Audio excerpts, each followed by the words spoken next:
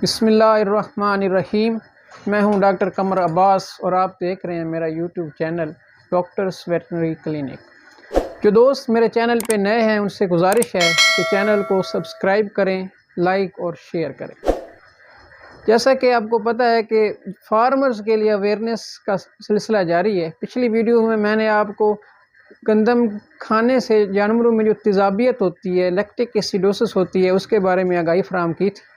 आज का टॉपिक भी इसी गंदम से ही रिलेटेड है, लेकिन इस बार गंदम के दाने नहीं है, गंदम का भूसा है।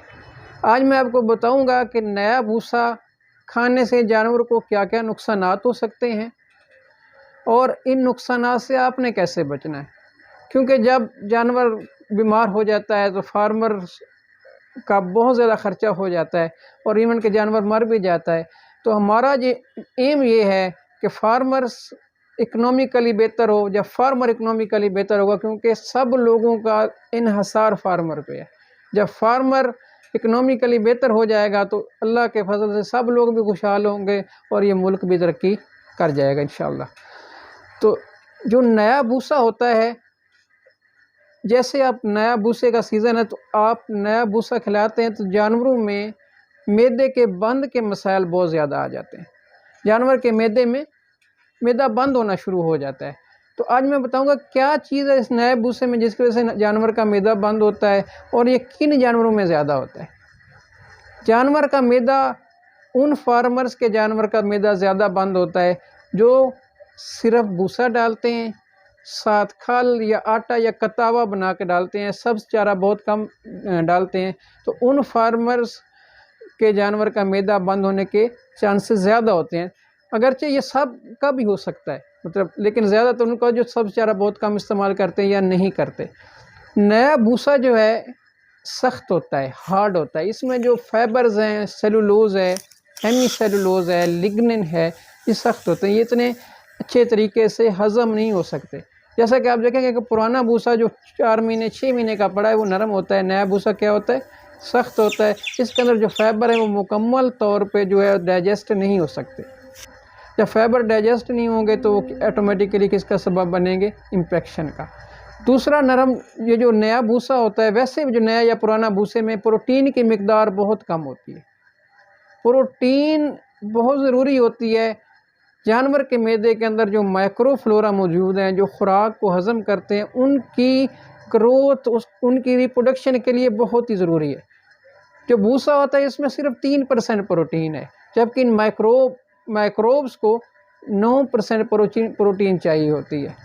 तो एक तो इसके फाइबर कम होंगे, दूसरा इसमें प्रोटीन कम है। जब प्रोटीन कम होगी तो क्या होता है, जब मैदे में जाएगी तो माइक्रोब्स जो है उतनी तादाद में बन नहीं पाएंगे। जब माइक्रोब्स ज़्यादा नहीं होंगे तो जानवर का ये जो खुराक है वो पूरी तरह अच्छे तरीके से हज़म नहीं कर सकेंगे। जब खुराक बेहतर तरीके से हज़म नहीं होगी तो जानवर में मैदे का बंद का चांस बढ़ जाएगा।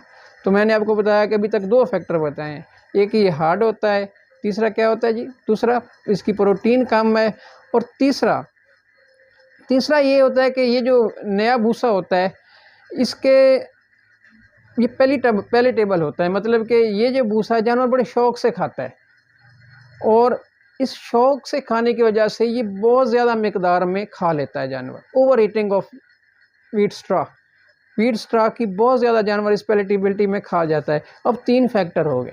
एक फैक्टर हो गया कि जानवर आपका एक नया भूसा बड़े शौक़ से खाता है और उसकी वजह से वो ज़्यादा खा लेगा।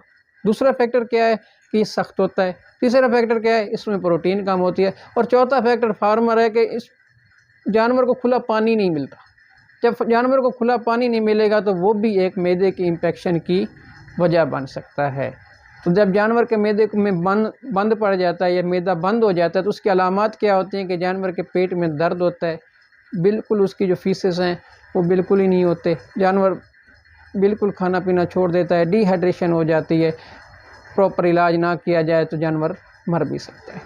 तो आप 3-4 काम ऐसे कर लें, कोई काम इस तरह हम कर लें कि नया भूसा भी खिला सकें और आपका जानवर भी बच जाए। तो वो 4-5 काम मैं आपको ऐसे बताने लगा हूँ कि अगर आप ये कर लेंगे तो इंशाअल्लाह आपके जानवर को जो है वो नया भूसा जो है आप उसको दे सकेंगे। आप 4-5 काम ऐसे कर लें कि आप नए भूसे के नुकसानात से बच जाए। पहला काम क्या करना है कि आपने एब्रप्ट चेंज नहीं कर देना भूसे को, यकदम जानवर को पुराने भूसे से नए भूसे पे नहीं लाना। उसमें क्या करना है कि आपने पुराने भूसे के अंदर नया भूसा मिक्स करें। पहले दिन 75% पुराना भूसा, 25% नया भूसा, अगले दिन 50-50 कर लें। अगले दिन फिर 25% पुराना भूसा, 75% नया भूसा, फिर इस तरह से करके हफ्ते के अंदर आपने क्या करना है कि जानवर को नए भूसे, पुराने भूसे से नए भूसे पे शिफ्ट करना है। एक काम ये करना है कि कभी भी अब्रप्ट चेंज नहीं करनी, चाहे वो भूसा हो, चाहे वो वंडा हो, चाहे वो चारा हो, कोई भी चीज़ हो, यकदम तब्दील नहीं करना। दूसरा काम आपने क्या करना है कि जो भूसा है उसके अंदर अच्छी खासी मिकदार में सब्ज़ चारा मिक्स करेंगे। आप नए भूसे के अंदर काफ़ी ज़्यादा मिकदार में सब्ज़ चारा मिक्स करके इस्तेमाल करेंगे। सब्ज़ चारे के अंदर बहुत ज़्यादा वाटर कंटेंट्स होता है, पानी बहुत ज़्यादा होता है, उससे उसकी डाइजेस्टिबिलिटी भी बेहतर हो जाएगी और बल्क भी नहीं बढ़ेगा और इन्फेक्शन का मसला भी नहीं होगा। तीसरा काम, अगर आपके पास चारा इतनी ज़्यादा मिकदार में नहीं है और आपके जानवर भी कम है, तो आप क्या करेंगे कि रात के वक्त जितना भूसा आपने सुबह इस्तेमाल करना है उसको पानी के अंदर भिगो देंगे। सुबह वो पानी से निकाल कर आप जानवर को फीड कर देंगे, वो पानी जज़ब कर लेगा और उसकी डाइजेस्टिबिलिटी जो है काफ़ी हद तक वो बेहतर हो जाएगी। तो हमने 3 काम आपको अभी तक बताए कि कभी भी खुराक को अब्रप्ट चेंज नहीं करना, यकदम चेंज नहीं कर देना। दूसरा, भूसे के अंदर मिक्स करके, इसको पुराने भूसे को नए भूसे मिक्स करके इस्तेमाल करना है। तीसरा क्या करना है आपने कि वो आपने कहते हैं उसको, आपने उसको पानी के अंदर भिगो कर इस्तेमाल करना है।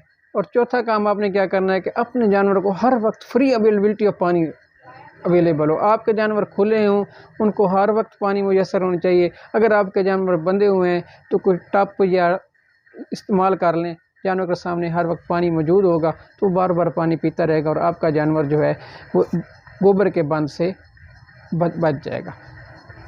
पांचवा काम आपने क्या करना है, हम प्रोबायोटिक्स इस्तेमाल करते हैं। 2 टर्म्स इस्तेमाल होंगी, एक प्रोबायोटिक है, एक प्रीबायोटिक है। प्रोबायोटिक का मकसद है कि वो जरासीम, वो फ़ायदेमंद मैक्रोफ्लोरा जो जानवर की खुराक को हज़म करते हैं, उन जरासीम को ही हमने जानवर को खिला देना है। जैसा कि यीस्ट है, वो हम खिला देंगे। जब मैक्रोफ्लोरा की तादाद ज़्यादा होगी तो भूसा जो होगा उसकी डाइजेस्टिबिलिटी बेहतर होगी, जानवर को बंद नहीं होगा। दूसरा काम क्या करेंगे, वो हम प्रीबायोटिक देते हैं। प्रीबायोटिक मकसद है कि हम जरासीम तो नहीं दे रहे, लेकिन उन जरासीम की खुराक उनको दे देते हैं। जब हम उनकी खुराक उनको दे देंगे तो वो जो फ़ायदेमंद बैक्टीरिया हैं उनकी तादाद बहुत ज़्यादा बढ़ जाएगी। जब उनकी तादाद बहुत ज़्यादा बढ़ जाएगी तो डाइजेस्टिबिलिटी जो है वो बेहतर हो जाएगी और आपका जानवर गोबर के बंद से महफूज रहेगा। उम्मीद करता हूँ कि मेरी ये वीडियो आपको पसंद आई होगी और इंशाल्लाह आपको इस वीडियो से काफ़ी सारी हेल्प मिलेगी। मज़ीद अच्छी वीडियो हासिल करने के लिए मेरे चैनल को सब्सक्राइब करें, लाइक करें, शेयर करें और बेल आइकन को ज़रूर दबा दें ताकि हर नई आने वाली वीडियो आपको बर वक्त मिल सके। शुक्रिया। अस्सलाम वालेकुम।